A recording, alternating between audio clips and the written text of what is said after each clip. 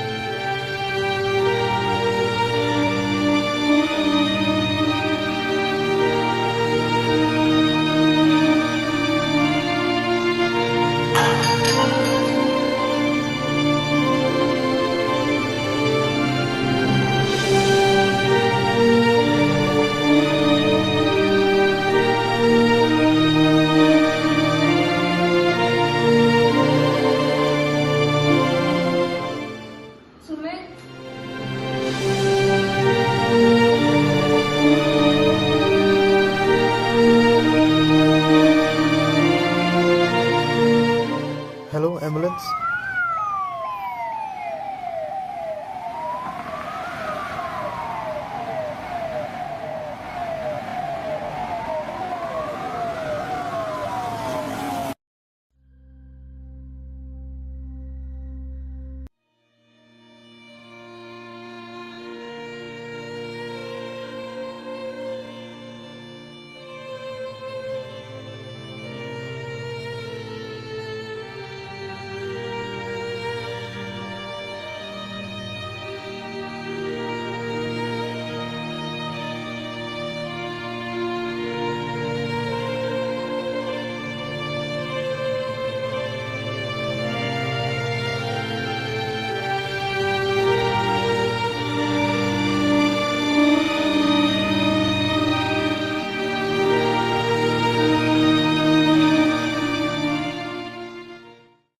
നിങ്ങൾ നിങ്ങളുടെ കുടുംബത്തിലോ അല്ലെങ്കിൽ നിങ്ങളുടെ ചുറ്റുമുള്ള ആർക്കെങ്കിലും ഇത്തരത്തിലുള്ള സ്ട്രോക്കിൻ്റെ രോഗലക്ഷണങ്ങൾ കാണിച്ചിട്ടുള്ളതായി നിങ്ങൾ ശ്രദ്ധിക്കാതെ പോയിട്ടുണ്ടോ?